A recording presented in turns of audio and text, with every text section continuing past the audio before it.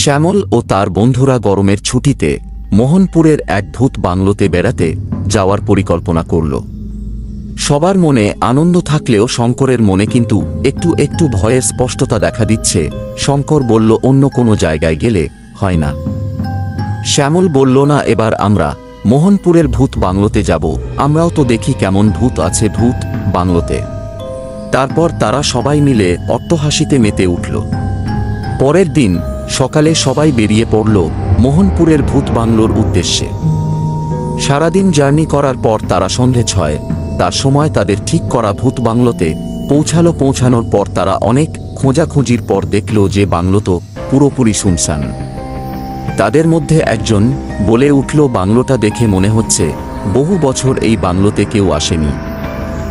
শ্যামল বলল, চল ভেতরে গিয়ে দেখা যাক। ভিতরে গিয়ে তারা দেখে একটি বৃদ্ধ মানুষ সামনের টেবিল চেয়ারে বসে আছেন। তারা বৃদ্ধ লোকটিকে বলল, দাদা, আমাদের একটা রুম লাগবে।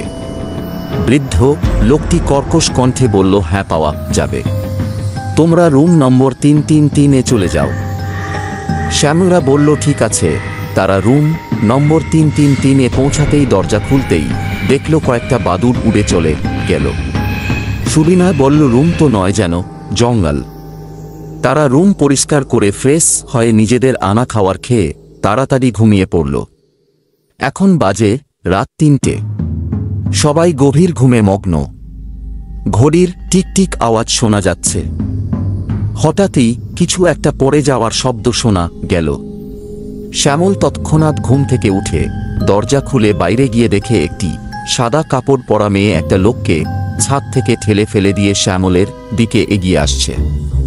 তখন শ্যামল ওই মেয়েটিকে দেখা মাত্র নিজের প্রাণ বাঁচাতে ছুটতে আরম্ভ করল। অবশেষে শ্যামল ঘরে এসে দরজায় ছিটকিনি আটকে দেয় এবং খুব জোরে জোরে হাঁফাতে শুরু করে বন্ধুদেরকে ঘুম থেকে তুলে বলে, ভাই, আমরা কালকেই এখান থেকে চলে যাব। সুবিনয় এবং অন্যান্য বন্ধুরা বলে, কেন, কি হয়েছে? তুই এত হাঁপাচ্ছিস কেন? শ্যামল বলল, সব পরে বলবো। শ্যামল যখন বলতে শুরু করল তখন সব বন্ধুরা মিলে শ্যামলকে বলল, এইভাবে চলে না, গিয়ে ওই মেয়ের সম্বন্ধে আমাদের জানতে হবে। ওই মেয়ের সম্বন্ধে কিছু জানতে হলে সেই বৃদ্ধ লোকটির কাছে আমাদেরকে যেতে হবে। তারপর ওরা বৃদ্ধ লোকটির কাছে গিয়ে কাল রাতের ঘটে যাওয়া সমস্ত ঘটনাটি খুলে বলল। প্রথমে লোকটি ওদের কথা শুনে কিছু বলতে চেয়েও বলতে চাইছিল না। পরে ওদের জোরাজুরিতে বলতে শুরু করল, আজ থেকে প্রায় 10 বছর আগেকার কথা। এই মেয়েটিও তার স্বামীর সাথে তোমাদের মতো ঘুরতে এসেছিল। প্রথমে সবকিছুই ঠিকঠাক চলছিল। হঠাৎ একদিন দুজনের মধ্যে এক অজানা কারণে তাদের দুজনের মধ্যে খুব ঝগড়া শুরু হয় এবং এক পর্যায়ে মেয়েটির স্বামী মেয়েটিকে ব্যালকনির ধারে নিয়ে আসে এবং মেয়েটি তার অজান্তেই নিজের পা স্লিপ করে ব্যালকনি থেকে নিচে পড়ে যায় ও প্রচুর রক্ত বেরোনোর কারণে মারা যায়। তারপর মেয়েটির স্বামী ভয় পেয়ে এত রাতে কি করবে কিছু ভেবে না পেয়ে মেয়েটির লাশটিকে ওই রুমের ভেতরেই ঢুকিয়ে তালা বন্ধ করে পালিয়ে যায় ওই জায়গা ছেড়ে। তারপর থেকে ওই বাংলোতে যারা যারা ছুটি কাটাতে এসেছে রোজ রাত হলেই রুম নম্বর 333 থেকে কান্নার আওয়াজ ও অদ্ভুত অদ্ভুত শব্দ শোনা যায়। এরপর থেকে সুন্দর এই বাংলোটি ভূত বাংলো নামে পরিচিতি পায়। এরপর মাঝখানে কেটে যায় 2-3 বছর। অনেক বড় বড় শহর থেকে অনেক সরকারি অফিসার বাংলোটিকে ভেঙে হোটেল বা রেস্টুরেন্টের রূপ দিতে চেয়েছেন, কিন্তু প্রত্যেকবার কোনো না কোনো এক অজানা শক্তি তাদের স্বপ্নকে বাস্তবায়িত হতে দেয়নি। সবকিছু শুনে শ্যামল ও তার বন্ধুবান্ধবরা মেয়েটির কঙ্কালটি খুঁজে বের করে তার অতৃপ্ত আত্মার চিরমুক্তির ব্যবস্থা করতে চায়। যেমন বলা তেমন কাজ। তারা সবাই প্ল্যান করে আজ পূর্ণিমার রাতে সবাই এক জোট হয়ে মেয়েটির কঙ্কালটি খুঁজে বের মেয়েটির আত্মাকে মুক্তি পর ঘনিয়ে এলো করবে এবং দেবে দীর্ঘ অপেক্ষার সেই রাত। সবাই একটা করে হাতে মোমবাতি আর মোবাইলে ফ্ল্যাশ লাইট জ্বালিয়ে রুম নম্বর 333-এর দিকে রওনা হলো।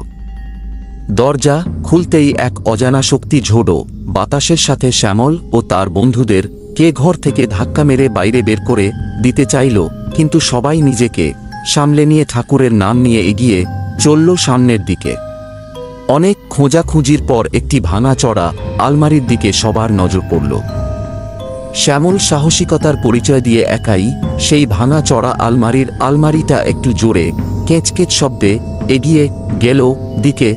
তারপর ধাক্কা দিতেই তার পাল্লাটা খুলে গেল এবং মেয়েটির কঙ্কালটি বেরিয়ে ভয় পেয়ে গেল কঙ্কালটিকে থেকে সেই এলো। সবাই তখন খুব দেখে।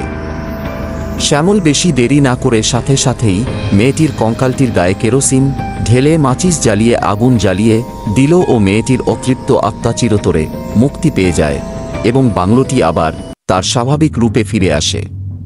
এরপর যখন ভোরের আলো ফুটে ওঠে তখন বাংলোটির মালিক শ্যামল ও তার খুদের সাহসিকতার পরিচয় দিয়ে তাদের বিদায় জানালো।